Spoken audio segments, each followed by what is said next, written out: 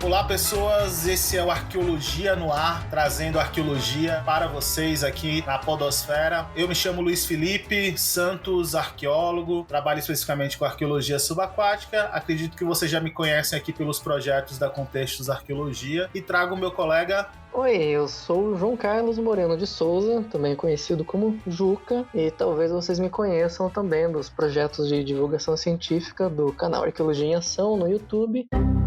Errou! Atualmente o canal mudou seu nome, sendo intitulado hoje como Arqueologia e Pré-História. Considerem essa informação caso o erro se repita, perdão pelo vacilo.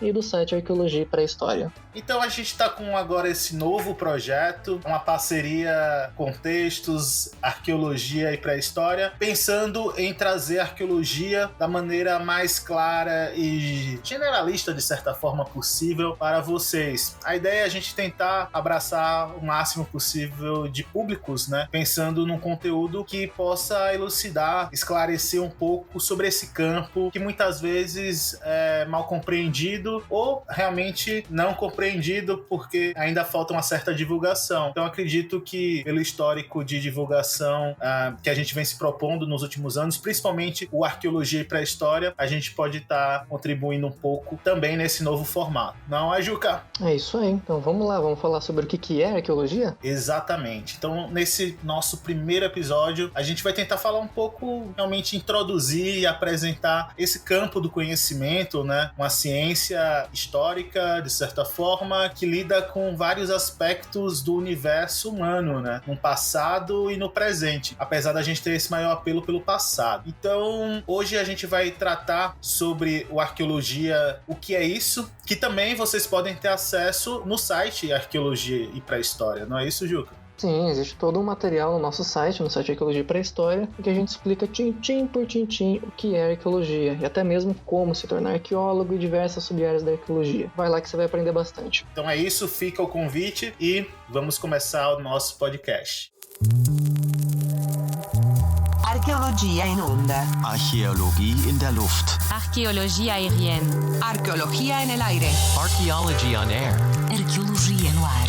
Arqueologia in onda. Archäologie aérienne. Archaeology on air. Archäologie in der Luft. Arqueologia no ar.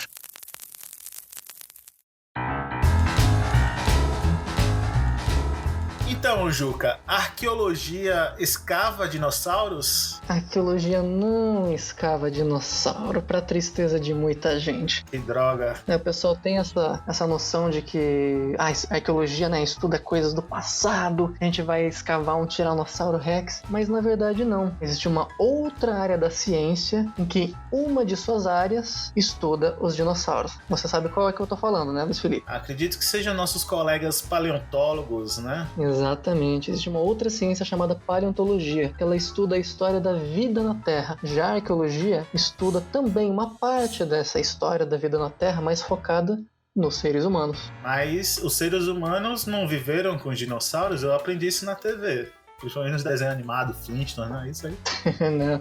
Infelizmente, né, a gente conhece muito filme, muito desenho animado que mostra as pessoas convivendo aí com os dinossauros, mas a grande verdade é que existem pelo menos uns 60, quase 60 milhões de anos que separam a gente dos dinossauros. Entre os últimos dinossauros, né, quando eles se extinguiram, quando caiu aquele meteoro e causou a grande extinção, até aparecer os primeiros hominíneos, ou seja, os primeiros seres que mais se assemelhavam com a gente, foram aí já quase 60 milhões de anos. É muito tempo que separa a gente dos dinossauros. Realmente a gente tem essas falsas impressões das coisas, e principalmente da ciência, porque realmente a gente é educado muitas vezes pela TV e pela cultura pop, né? Então acho que quando se trata de arqueologia, que mexe muito com um aspecto misterioso, fantasioso, a gente tem péssimas referências aí à nossa disposição, né? Infelizmente. Eu acho que quem tá escutando a gente já deve estar pensando logo no Indiana Jones, né? Na Lara Croft. Indiana Jones, né? Tomb Raider. Pessoal que gosta de jogar videogame, agora tem o Uncharted, né? Que também fala de arqueologia. Arqueologia, entre aspas, né? Mas a verdade é que a arqueologia não é aquilo que a gente vê nessas mídias, não.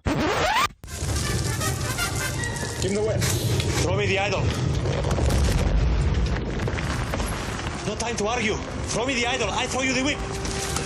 Give me the whip. Adiós, señor. Uma outra falsa impressão que muitas vezes também é compartilhada, e aí também cai um pouco do peso e a responsabilidade sobre os nossos ombros, tem a ver enxergarem a arqueologia como um estudo também do artefato, das coisas, né? Na verdade, o que a gente está é atrás das pessoas que criaram, as pessoas que compartilharam esses espaços, né, onde convivemos. É claro que a gente analisa, né? A gente estuda esses objetos, mas a gente quer saber analisar os objetos para entender as pessoas. Um outro ponto primordial dentro dessa discussão, eu acho que, principalmente hoje em dia, que a gente vive um embate político e ideológico no mundo, né, sobre qual a serventia das coisas e principalmente da ciência. E a arqueologia, apesar dela ser enquadrada dentro das ciências humanas, ela flerta com as mais diversas áreas, né? Sim. Mas qual a importância, para que serve essa arqueologia? Basicamente, a gente quer entender como e por que ocorrem as mudanças nas sociedades humanas, né, na humanidade. A gente quer entender por que nós, seres humanos, hoje, por que a gente é assim hoje. Para a gente conseguir entender isso, a gente tem que entender que essa diversidade biológica, cultural que a gente tem, não começou agora, né? Isso vem de muito mais tempo. Então, para a gente entender por que a gente está no estado que a gente está hoje, né, toda essa diversidade cultural e biológica, a gente tem que ir lá no passado, verificar o que aconteceu, qual que é essa história evolutiva. Para isso, a gente não age sozinho. A arqueologia é uma ciência interdisciplinar, multidisciplinar. Então a gente está toda hora em contato com geólogos, porque a gente precisa entender, né, a história da Terra. A gente está em contato com biólogos, porque a gente precisa entender os aspectos biológicos dos seres humanos. Não só dos seres humanos, mas também da fauna, né, dos animais e das plantas que fazem parte do contexto das sociedades que a gente está estudando. A gente tem contato com o pessoal das ciências exatas, por quê? Porque a gente precisa muito de estatística, né? Afinal, nós somos cientistas, a gente usa muito estatística, números para avaliar os nossos dados. Da química, porque a gente precisa de dados químicos, a gente precisa fazer datações. Enfim, existe toda uma gama de ciências, de disciplinas com a qual a gente está dialogando o tempo todo para conseguir responder cada uma dessas perguntas.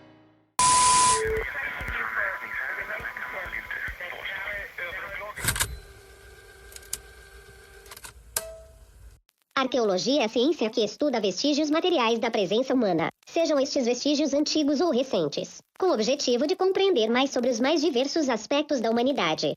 Pode-se dizer que o arqueólogo é o detetive que tem a obrigação de investigar os mais diversos tipos de vestígios materiais para compreender o contexto de atividades humanas em um determinado tempo e espaço. Para este tipo de trabalho, o arqueólogo deve ser um bom conhecedor das ciências humanas, das ciências biológicas, das ciências da terra e até das ciências exatas. O arqueólogo é, talvez, o cientista mais interdisciplinar e multidisciplinar que se pode encontrar. Realmente, a arqueologia, ela flerta com muitas áreas e eu acho que realmente isso é o que torna também essa ciência apaixonante, né? Porque todo mundo tem um apelo, principalmente quando a gente sai lá do ensino médio, a gente tem que procurar uma carreira, dificilmente a gente vai escutar em sala de aula sobre arqueologia. Geralmente quando a gente vê algumas folhas ali, logo no começo do livro de história que a gente utiliza, então às vezes a gente acaba realmente passando despercebido dentro da nossa formação básica, né, o que é arqueologia, mas quando a gente realmente se depara, começa a se apaixonar. Então porque cada um tem um apelo por uma área, né? Eu gosto mais de cálculo, eu gosto mais de biológicas, eu gosto mais das humanas mesmo, das sociais, né? Uhum. E a arqueologia tem espaço para todo mundo, para todos os gostos. Exatamente. Tanto daquelas pessoas que querem também a pequena aventura do campo também, né? Que a gente pode esquecer isso. Uhum. Que o imaginário tem também um fundo de verdade, porque reflete um momento também da história, onde a arqueologia foi um pouco Indiana Jones também, né? Sim. Bom, a gente passa sempre algumas aventuras em campo assim, né? Mas o importante é ter em mente de que a gente não vive isso daí o tempo todo, né? De fato, isso daí é uma coisa que é importante de dizer. A gente passa a maior parte do nosso tempo na arqueologia, não é em campo, não é fazendo escavação ou procurando sítios. Na verdade, é em laboratório, no escritório, né? Trabalhando com os dados obtidos dessas escavações. com certeza. É porque na nossa história, a gente pensando aí, até que Indiana Jones, ele é um personagem que tá ali nos anos 40, 30, 40, né? Mais ou menos, segundo os filmes. Então ele reflete um pouco do que era a arqueologia na virada do século, o início de uma arqueologia realmente moderna, né? Onde também havia uma questão imperialista bem forte. Então, eu acho que um ponto importante também para as pessoas que estão escutando isso aqui é de entender que a gente não vai na casa dos outros e sai pegando as coisas, né? Exatamente. Também a gente não sai por aí batendo em nazista o tempo todo. Às vezes, quem sabe. Eu gostaria. Somos dois. Guten Tag. Herr Jones. Tickets, please. Was?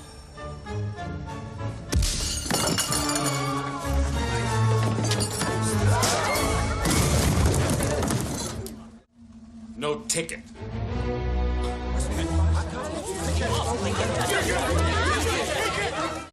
A gente tenta entender, somos nós enquanto seres humanos, mas para chegar até aí, a gente tem que estudar uma materialidade, tem que estudar as coisas, né? E qual a variedade de coisas que a gente pode se deparar dentro desse estudo?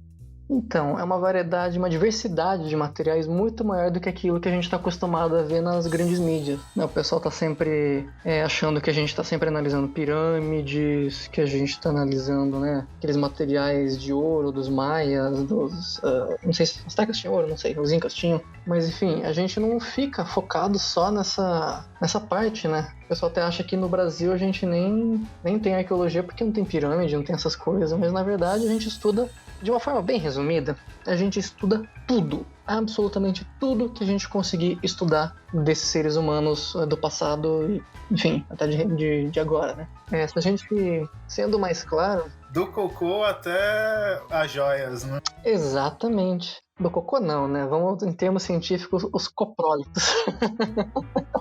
Fezes.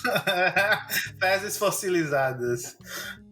Fezes fossilizadas. Então, a gente tem muito desse apelo da monumentalidade, né? E eu acho que as pirâmides se tornaram um símbolo aí da arqueologia, não só as pirâmides, como você falou, egípcias, mas também maias, astecas, incas. E a gente acaba esquecendo que existe monumentalidade no Brasil, né? Eu acho que um exemplo aqui a gente tem é os sambaquis, né? Por exemplo. Sim, os sambaquis, né? Que são montículos com chifres, né? Feitos com concha, terra e mais um monte de coisas. Um dia a gente pode fazer um episódio só focado no falar sobre sambaquis, mas de forma bem resumida, são basicamente uns montes, pequenas montanhas, né, artificiais, que chegavam até 60 e tantos metros de altura por centenas de metros de diâmetro. Então eram coisas monumentais mesmo, mas por ser Brasil o pessoal não fala muito, né? Fala mais do que tem lá fora, porque acha que o que tem lá fora é mais importante do que o que a gente tem aqui. Apesar de serem coisas que estão sendo estudadas aqui no Brasil desde o século XIX, né?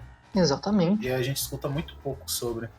Mas então, aí falando sobre aquela diversidade de materiais, quando a gente vai pensar nos primeiros seres humanos, e até antes mesmo disso, o que a gente tem para estudar, né, o que se preserva, são, né, o que muita gente já deve ter ouvido falar, que são aquelas ferramentas de pedra lascada. E depois de algum tempo a gente começa a encontrar, né, seguindo uma linha do tempo, a gente começa a encontrar artefatos feitos de osso. Muito tempo depois vai surgir as primeiras cerâmicas, enfim, a partir daí começam a surgir muitos outros tipos de materiais que a gente também começa a estudar. Fora isso, a gente também estuda, né, os próprios seres humanos, quando a gente encontra, né, os seus vestígios biológicos preservados, desde os esqueletos, fósseis de hominídeos antigos até os mais bem preservados, como as múmias. E para quem não sabe, a gente tem múmia até no Brasil, né? Não é uma múmia igual as egípcias, é uma mumificação natural, mas a gente tem aqui no Brasil também, viu? E agora puxando a sardinha para minha área, também os barcos afundados, cidades submersas, enfim, existe uma infinidade de coisas. Eu acho que para as pessoas entenderem, assim, é só vocês pensarem o que o ser humano tocou, ou às vezes nem tocou, mas se apropriou simbolicamente de alguma forma, pode ser estudado pela arqueologia, né?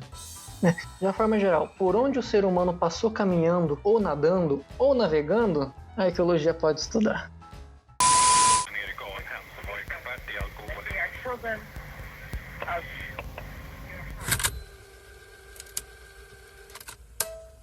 Um dos pontos mais importantes da arqueologia ao compreender as mudanças, diferenças e similaridades entre os seres humanos, sejam estas biológicas ou culturais, em diferentes lugares do mundo e diferentes momentos através do tempo desde há 3 milhões de anos atrás. Isso nos torna capazes de compreender, aceitar e respeitar, ou ao menos tolerar, estas diferenças.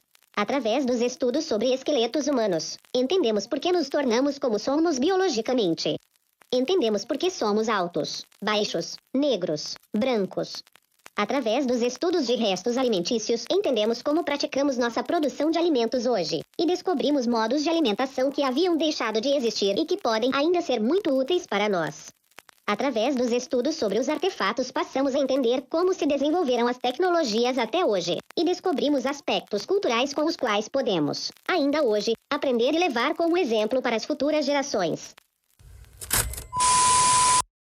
E eu acho que agora muita gente aí, principalmente quem não é da arqueologia, espero que tenham essas pessoas escutando a gente, que é o nosso objetivo aqui, devem estar se perguntando, beleza, e vocês aí fazem o que da vida? Como é que vocês ganham o seu pão aí nesse mercado de trabalho brasileiro?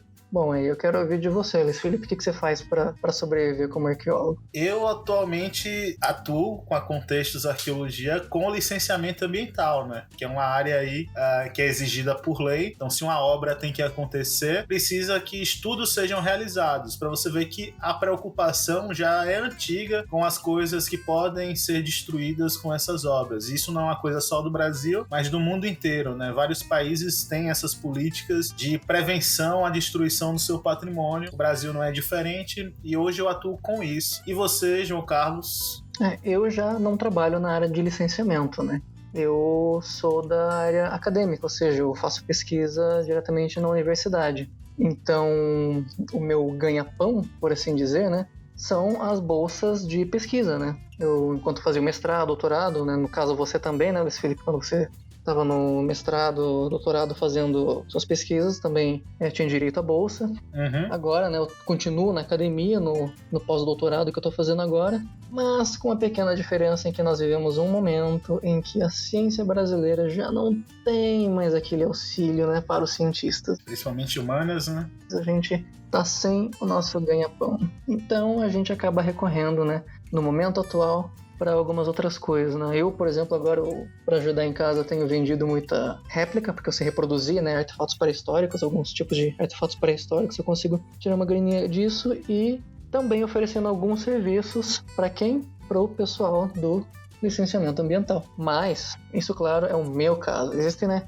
outras formas de você ter o seu ganha-pão trabalhando com arqueologia, que são, né, se você vira um docente, um professor universitário, você tem o seu salário, e o salário ele é similar a docentes de maneira geral, né? Não tem uma grande diferença entre diferentes áreas da ciência. Os professores em geral ganham basicamente a mesma coisa. É o que varia de instituição para instituição. Se você você pode trabalhar em museu, sendo arqueólogo, você pode trabalhar em órgãos governamentais, como por exemplo aqui no Brasil a gente tem o Ministério Público da União, onde tem arqueólogos vinculados, e o IPHAN, que é o Instituto do Patrimônio Histórico e Artístico Nacional, que é justamente o órgão que faz a regulamentação dos projetos, não é isso mesmo?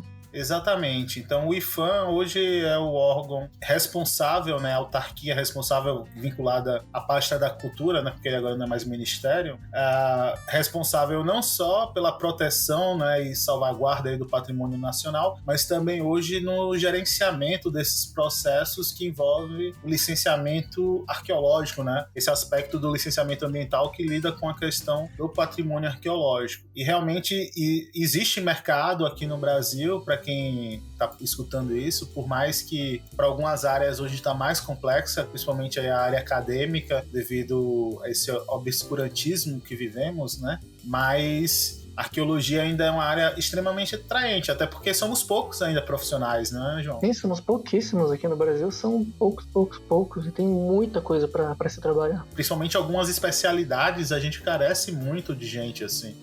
Exemplo, eu falo por mim, arqueologia de ambientes aquáticos, arqueologia subaquática, a gente tem uma carência muito grande de gente, até porque ainda necessita também de cadeiras e mais cursos, né, de arqueologia para essa área, mas aí a gente pode puxar uma infinidade de outras, como por exemplo a área de conservação e restauro aplicado à arqueologia, uma infinidade de outras coisas, né? aproveitando um pouco desse assunto, já que as pessoas devem estar curiosas, e como foi que você conseguiu se tornar um arqueólogo, João? Como eu consegui me tornar um arqueólogo? Ralando muito. Ralando, né? Eu sempre fui apaixonado por pré-história desde que eu era criança. Desde que eu sempre falo que eu tinha 2 paixões, né? Uma era astronomia e a outra era pré-história. Virar astronauta eu obviamente não consegui, mas eu consegui virar arqueólogo. Mas não deixe de sonhar, menino Juca. Você ainda pode ser arqueólogo espacial. Consegui porque na época em que eu terminei o colégio, fui fazer vestibular, na época existiam 2 universidades brasileiras que já tinham curso de arqueologia, que na época era a Univasf, a Universidade Federal do Vale de São Francisco, no município de São Raimundo Nonato, no Piauí. Na época eu morava no Mato Grosso, então era meio longe pra mim ir pra lá. E tinha também o curso da PUC de Goiânia. E aí sim foi onde eu consegui fazer minha graduação. Terminando ela, obviamente, me tornei arqueólogo. Depois fiz mestrado, né, na USP, fiz o doutorado no Museu Nacional, um pedaço dele também na Universidade de Exeter, na Inglaterra. Sim, seguindo minha carreira acadêmica, e foi assim que eu fui me tornando um arqueólogo. E claro, sempre, né, com auxílio das bolsas de pesquisa, senão aí eu não teria chegado a lugar nenhum. Mas e aí, Luiz Felipe, e você? Como é que você se tornou arqueólogo? Rapaz, eu segui um caminho parecido, apesar de não ter seguido na graduação. Eu iniciei minha graduação em História, né? E um ano depois eu ingressei numa graduação em Arqueologia aqui na Universidade Federal de Sergipe. Quando eu já estava perto de me formar, abriu a pós-graduação, eu já estava com o título em História, eu acabei acelerando o processo, né? Mas eu segui por essa área, assim, de pensar a graduação, mestrado e doutorado em arqueologia, apesar de não ter concluído o bacharelado. Mas como eu estava em Sergipe, a coisa foi um pouco mais fácil, né? Que foi um dos pontos aí no Nordeste, onde até hoje tem formação em arqueologia, né? Então, foi mais ou menos esse o caminho. Mas a minha especialidade também exigiu um pouquinho de outras coisas por fora, como formação em mergulho, né? E eu acho que o principal mesmo, assim, para a pessoa que está escutando a gente, às vezes tem até a própria dificuldade da onde ela tá vivendo e não ter, ou a região, né, onde ela vive e não ter, é aquilo. Também muito do que forma você um profissional de alguma coisa não é só a universidade, né? Não é só um diploma. Exatamente. Eu acho que participar de eventos, ler, ensaiar, né, sobre, escrever um pouco sobre, buscar esse conhecimento também foi muito importante. Eu acho que isso me ajudou muito, porque pensando que o meu meio, onde eu estava inserido, assim, geralmente quem chegou até o final e se tornou realmente profissional em arqueologia foram aquelas pessoas que tentavam também colher coisas fora do campus, né? E eu acho que isso é muito importante. O mais importante é dedicação. E se você é apaixonado pelo que você faz, você com certeza vai se dedicar e se tornar um bom profissional. Eu mesmo, os meus hobbies são a própria arqueologia. Quando eu não tô, né, fazendo pesquisa, trabalhando com arqueologia, o que eu tô fazendo? Tô aqui, né, fazendo um podcast com o Luiz Felipe, eu tô lá gravando vídeo pro canal, eu tô escrevendo no site, ou então eu tô ali no meu quintal fazendo uma réplica de artefato pré-histórico. Eu acho que esse é o problema de você trabalhar com algo que você ama, é que aquilo você tá sempre trabalhando, né? Mesmo quando é lazer. Se eu pudesse, eu só ficaria fazendo isso aqui, gravando podcast, fazendo vídeo, mergulhando em naufrágio para poder criar conteúdo, mas temos que pagar as boletos, né? Exatamente. Mas é isso. Eu acho que deu pra gente apresentar uma pequena noção para as pessoas do que é arqueologia, mas acredito que ainda a gente pode aprofundar um pouco mais sobre esse assunto, e próximos episódios eu acho que a gente pode explorar um pouco mais e até trazer algumas pessoas aqui para conversar com a gente e também trazer outras posições, né? Exatamente, a gente pode explorar mais as sub-áreas da arqueologia também, né? Falar o que são essas grandes especialidades que a gente tem na arqueologia. Como a gente falou, né, no começo, a arqueologia é uma ciência bem interdisciplinar, multidisciplinar, a gente lida com muita coisa. Então, né, por que não entrar um pouquinho mais especificamente nessas especialidades?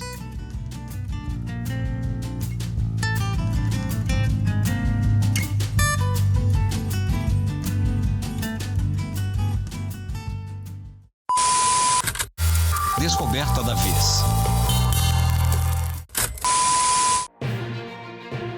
A gente tem hoje um tópico bem interessante que pega muito aí da área do João, ele tem uma maior afinidade com isso, que é a questão da evolução humana, não é isso aí, Juca?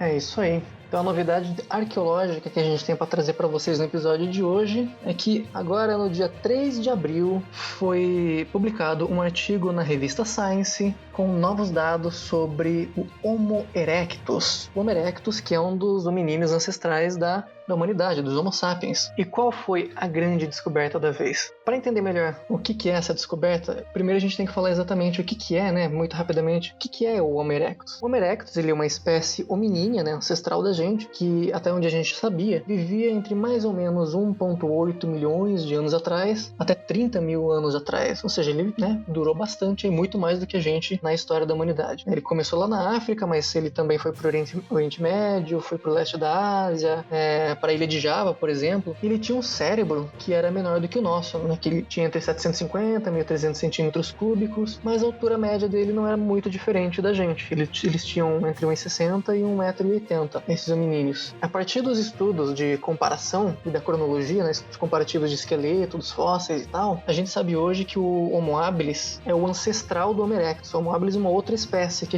até onde a gente sabe, foram os primeiros a fazer uma indústria de pedra lascada. Depois vieram os Homo erectus, cerca de 1,8 milhões de anos, né, evoluindo a partir do Homo habilis, e depois, né, mais pra frente, foi também inventar umas novas indústrias de pedra lascada um pouco mais complexas. O Homo erectus, depois ele vai dar origem ao Homo heidelbergensis, que por sua vez deu origem aos Homo sapiens e aos neandertais, que são, né, os mais conhecidos aí. Tá, mas e qual que é a grande novidade desse artigo publicado recentemente na Science por Andy Harris, Jesse Martin, A.B. Liss, Justin Adams, Giovanni Bostian e mais uma outra série de autores? A grande novidade é que eles descobriram na África do Sul crânios de Homo erectus que antes eram desconhecidos. Então, acontece que os sítios que apresentam, né, a formação geológica onde foram encontrados esses crânios, ali na África do Sul, por mais que a gente saiba que o Homo erectus ele apareceu há cerca de 1,8 milhões de anos atrás, tudo indicava que essa formação geológica onde foi encontrado esse crânio era mais antiga, porque nessa mesma formação, em áreas próximas, era onde eram encontradas algumas espécies de australopitecos, que datam de mais de 2 milhões de anos. Então não fazia muito sentido. Como é que eles estavam encontrando um Homo erectus, né, que tem no máximo 1,8 milhões de anos, numa formação geológica que tem mais de 2 milhões de anos? Então, esses pesquisadores, eles dataram o achado, né, o sedimento onde foi encontrado o material, e, para surpresa de todo mundo, a data confirma que o achado tem 2 milhões de anos. Ou seja, isso significa que os Homo erectus surgiram há pelo menos 200 mil anos antes do que a gente imaginava, e eles já estavam ocupando o sul da África naquele momento. E apesar dessa mudança na cronologia agora, isso não muda o que a gente sabe sobre a sua descendência com relação ao Homo habilis e a sua ancestralidade com relação ao Homo heidelbergensis. De fato, né, a grande mudança, a grande descoberta é que os Homo erectus não tinham apenas 1,8 milhões de anos, mas sim 2 milhões de anos no mínimo. É realmente bem interessante esse dado. Então a gente tem aí, resumindo, Homo, Paranthropus e Australopithecus todos vivendo no sul da África e entre 2 milhões de anos, é isso, né? Exatamente, esse foi um dos pontos também do artigo, que eles viram que os Homo erectus, os últimos australopithecus e alguns outros hominíneos, que a gente chama de Paranthropus, são diferentes gêneros, né? Eles estavam convivendo no sul da África entre 2 milhões de anos. Isso é bem interessante, porque muitas vezes a gente, quando aprende evolução, principalmente na escola, né, a gente tenta enxergar aquela coisa que um deixou de viver para o outro existir, né? Porque o próprio Darwin, nas suas publicações, já tentava explicar esse senso das ramificações, né, e não esse conceito da escadinha, né, do homenzinho que vai ficando cada vez mais em pé e tudo mais, que é um conceito extremamente ultrapassado. Sim. Essa pesquisa é uma grande evidência de que não era bem assim, né? Existiam várias espécies hominíneas ancestrais nossas que estavam aí convivendo entre 2 milhões de anos e 1,9 milhões de anos atrás. Então, agora eu só quero que você me responda, Juca. Existiu Homo erectus na Bahia? Fica em off agora esse questionamento. Você tá querendo enterrar, né? Mas olha, eu vou falar uma coisa. Até onde a gente sabe, né? Existem sítios bem antigos no Brasil, que datam, né, muito provavelmente aí até quase 50 mil anos atrás. Mas é pouquíssimo provável de que não seja Homo sapiens que foram os primeiros a chegar aqui no continente americano. A gente não tem evidência nenhuma de nenhuma outra espécie hominínia aqui no continente americano.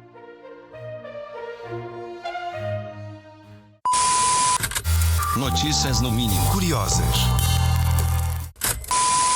Eu nunca, o ser eterno, destruirei os Thundercats de uma vez por todas. Saiu agora em janeiro de 2020, tanto na BBC como no Aventuras na História. Foi divulgado em vários veículos sobre uma voz de 3.000 anos de idade reconstituída através de tomografias de uma múmia, né? Pois é, o pessoal fez a múmia meio que falar, né? Eles fizeram uma reprodução 3D, né? Do sistema vocal aí, das cordas vocais e tal. E tentaram fazer uma reconstituição aí digital de como seria a voz dessa múmia. Vamos ver como é que foi o som da múmia? Toca aí, DJ.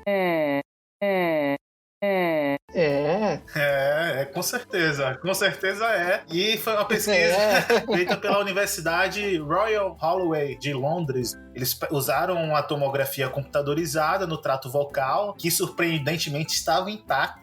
Conseguiram recriar essa linda voz que vocês escutaram, compondo esse O que a gente vai fazer com essa linda voz ainda não sabemos, e o futuro... Eu também me questiono muito para que serviu esse negócio. Claro, não vamos criticar na pesquisa básica, porque a gente nunca sabe do que pode sair de certas pesquisas. Mas a gente sabe que essa pesquisa em específico causou um debate, né, uma polêmica, porque tem muito arqueólogo, egiptólogo, né, lá no Egito precisando de financiamento para pesquisas onde eles conseguem encontrar, né, dados muito importantes, e aí o pessoal vai lá e gasta uma grana recriando a voz de uma múmia.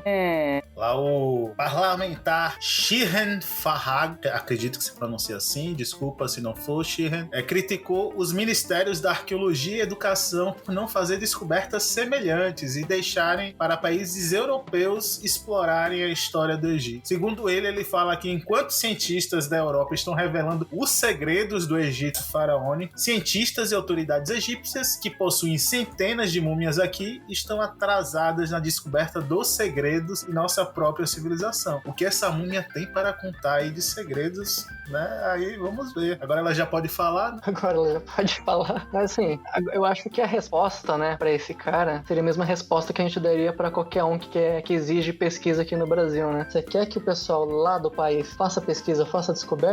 Financia esse pessoal, financia a pesquisa deles, ué. Eles estão precisando de dinheiro para fazer as pesquisas. Apontar o dedo é bom, né? Pagar a pesquisa a pessoa não quer. E tem um apelo muito bom essa questão da voz, porque chama, né? Tem um chamariz muito grande. E quem sabe aí agora isso não sirva para direcionar conteúdo para a própria difusão e divulgação da arqueologia. Imagina aí um jogo onde tem um personagem agora com uma voz reconstituída a partir da arqueologia, né?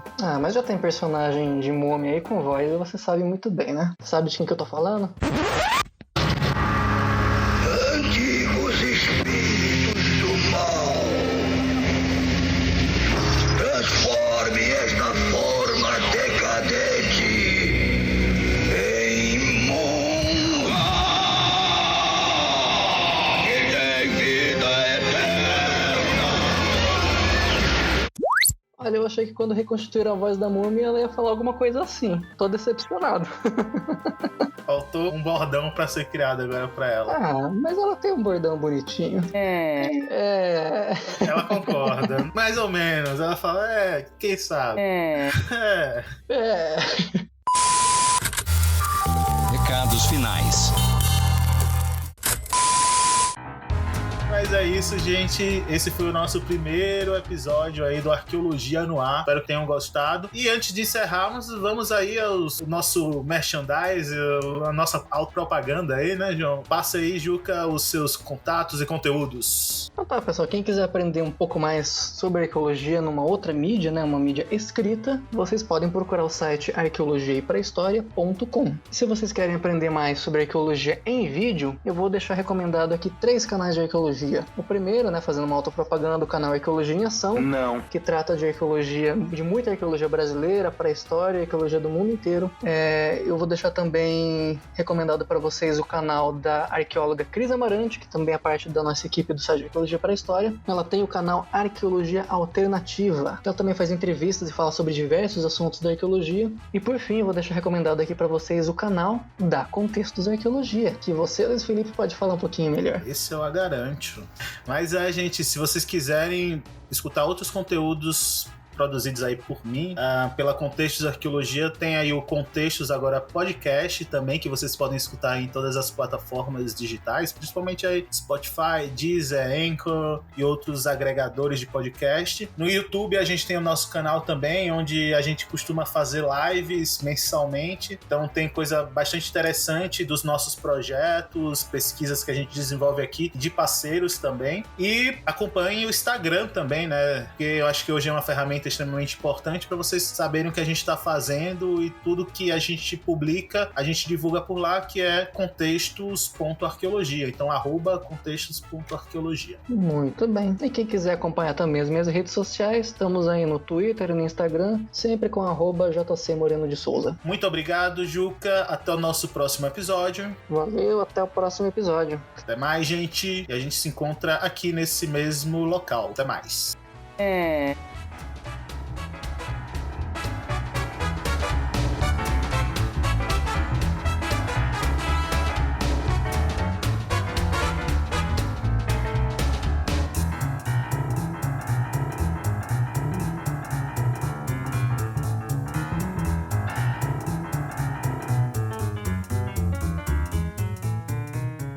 Contextos Arqueologia Podcast.